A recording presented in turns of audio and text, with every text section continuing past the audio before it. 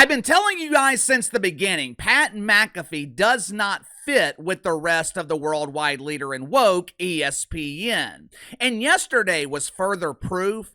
Pat McAfee does not fit at a network that is terrified of the reactions from wanker spankers on social media. For years, ESPN has monitored reactions on Twitter from people whose only form of gainful employment was walk into the mailbox once a month to grab their sympathy check. Thankfully, though, once Elon Musk bought Twitter, that demo mainly moved to the desolate wasteland known as Blue Sky.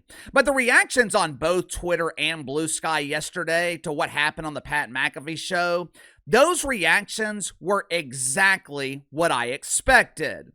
This is so racist! How dare they let this bald man who is a beacon of body positivity, how dare they allow him to tell a marginalized male birthing person that he's gonna be deported?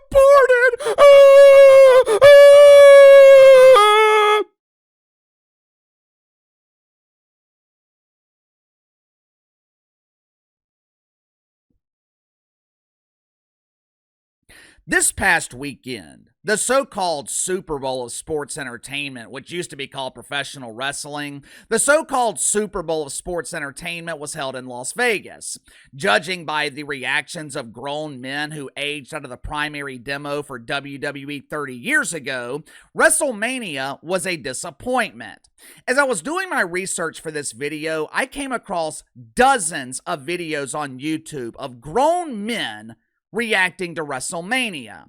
These dudes were my age. Some of them were even older. And they were yelling. They were screaming into the camera. We're talking about overly emotional grown men who were outraged over choreographed combat that features oiled up dudes in Speedos, or in some cases, oiled up dudes in tuck-friendly bathing suits, who roll around in a ring in front of thousands of other lonely men where they pretend to hit each other, unless they're making passionate hand-to-ass contact. In that case, the contact is real. You know, I understand kids being emotionally invested in WWE. I understand kids treating it like it's real. But if you're a grown man and you're angry that John Cena was scripted to win a fake championship, that is a you problem. Yesterday, Paul Heyman was a guest on the Pat McAfee Show, I guess to promote WWE. For those that don't know, Paul Heyman is a legend in the world of simulated combat. Back in the 90s, he revolutionized the industry with ECW. Many credit Paul Heyman for creating the Attitude Era, which was the pinnacle of professional wrestling. Even though he wasn't working with the WWF at the time, Paul Heyman was doing things in ECW that had never been done before.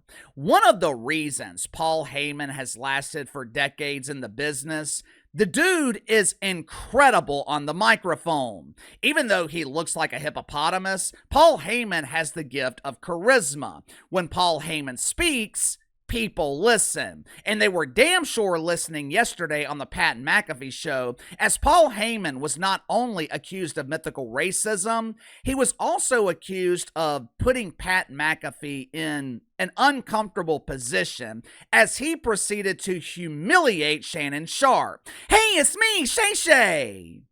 As he humiliated Shannon Sharpe on his own network. Make sure to like and subscribe. You can follow me on Twitter at KC_BTL84. Link to the second channel is in the description below. Today on the second channel, I'm going to be reacting to Nico Harrison's press conference from yesterday. This blithering idiot seems to be competing with the New Orleans Pelicans in a hard-fought battle to see who can be the most incompetent franchise in the NBA. It took Mark Cuban decades to turn the Dallas Mavericks into a consistent contender and one of the more respected franchises in the league. It took Nico Harrison less than 24 hours to destroy it. So if you haven't already, click the link in the description below, subscribe to the second channel. Yesterday, it was announced that the grown man who calls himself Shay was being sued for $50 million. The timing of the announcement, I thought it was rather convenient because over the weekend, it was reported that Shay Media was being pursued by multiple companies who were offering $100 million for his services. Now, this would include Nightcap, his channel with Ocho De Niro. It would also include Club Shay Shay, the rainbow-themed gentleman's club where the dancing queen Jackie Mahomes hypnotizes lonely men and tickles their cucumber with his tail feather. Shannon Sharpe, he is being sued by a woman for the typical reasons that wealthy dudes get sued. Just to be clear, Shay, him, he is not being criminally charged. You can't get money from dudes who go to prison. He's just being sued for $50 million in what I believe is more than likely a cash grab. Remember I think it was Trevor Bauer. Remember that situation from a couple of years ago? Shay's case has some similarities to what happened with Trevor Bauer. The main difference, though, Shannon Sharpe isn't being crucified by the woke media. I wonder why.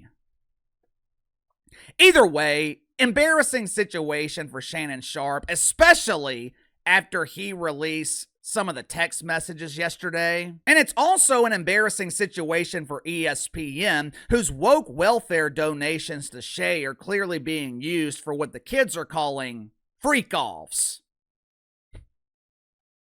Yesterday, Paul Heyman, he was on the Pat McAfee Show. Now, he was not there as Paul Heyman the man. He was there as Paul Heyman, the character. You know, the character he plays on WWE TV. I know this is hard for some lonely men to believe, but the people you see on WWE television, they're playing characters. It's not real. Paul Heyman, the character. He's talking to Patty about some dude named Roman and his Punk. He kept referring to Roman as the tribal chief, which is a serious violation of the woke commandments. You are not allowed to say chief at ESPN. Management at the worldwide leader in woke, they have demanded that all chiefs are to be referred to as guardians. Paul Heyman, the character. He was talking about the tribal guardian and some punk he was pretending to fight at WrestleMania. Paulie made reference to Donnie Lemon as he explained how the tribal guardian squeezes the fruit until it's reached the point of climax and the juice is expelled. For some reason, while having a discussion about grown men squeezing fruit, Paul Heyman thought about Shay.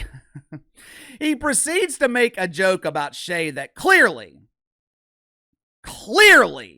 made Pat McAfee extremely uncomfortable. Now, keep in mind, Paul Heyman was in character, which means this wasn't meant to be taken literally. Watch for yourself. We both suffered the same fate at the tribal chief Roman Reigns. The Roman Reigns uses everyone in his sight, squeezes the juice out of the fruit till it's not useful anymore, and then discards them, like he did to me. And that CM Punk,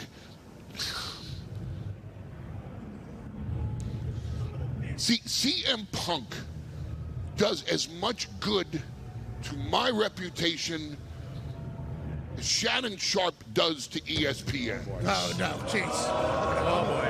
All right, see, all right. We don't need that. A lot going on. Don't ooh me. I'm not the one getting sued. Whoa, okay, all right. Whoa. We move along. You know, back in the 90s, controversial statements like this, they were made on WWE TV every week. At the time, the WWF was brilliant at mixing reality with make-believe, which is something that's been sorely missing from the product for the last 20 or so years. Ironically enough, when the WWF was controversial in the 90s, they were also drawing their highest ratings, and they've never been able to get back to that point. Now again, this was Paul Heyman, the character. I'm not sure why Pat McAfee was so uncomfortable because He works with Paul Heyman, the character, every week. I guess he was uncomfortable because he didn't know how management at ESPN was going to react, but he shouldn't care about that, right? According to Pat McAfee, he doesn't have to worry about management at ESPN because he's his own boss, but he was clearly uncomfortable throughout the segment. A couple of minutes later, someone from the audience was trying to make themselves part of the show. This is very common at WWE events. The lonely men in the audience, they like to believe that they're actually part of the show. At random moments, they'll start chanting things like, "I pick boogers, I'm a virgin." In one extreme case, my inside sources told me that two grown men, they were fighting with lightsabers in the audience to determine who would win the coveted prize of taking home the inflatable stormtrooper. Yesterday, some dude in the crowd, he decided to taunt Paul Heyman. Now, there are some people who can't handle a live audience. There are some people who get rattled when the audience turns against them.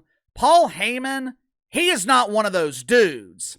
Since he had already humiliated Shannon Sharpe and made Pat McAfee uncomfortable, he decided to keep it going by assisting Donald Trump with his deportation goals. Watch for yourself. Who's the smart ass? You? The one that's going to get deported? And, Okay, ladies and gentlemen. hey, amigo. Mats are hot. I may suck, but it's your mother that taught me how. Bitch in an audience today. Unsurprisingly, the spankers on social media and their pretend friends in the woke media, they are accusing Paul Heyman of mythical racism. But what is surprising, we have not heard anything from ESPN. 3 or 4 years ago, ESPN would have been quick to send out a press release. They would have apologized for their transgressions. They would have performed an act of contrition by firing some random white dude and giving his job to someone belonging to a marginalized group. But it's been 24 hours, and we have heard nothing from ESPN. Now, if ESPN were smart, they would lean into this direction. That was the most interesting segment on ESPN in years. And the reason it was interesting is because it was different. Yesterday morning on Woke Take, there was no mention of the Shannon Sharpe lawsuit, and Shannon Sharpe was on the damn show.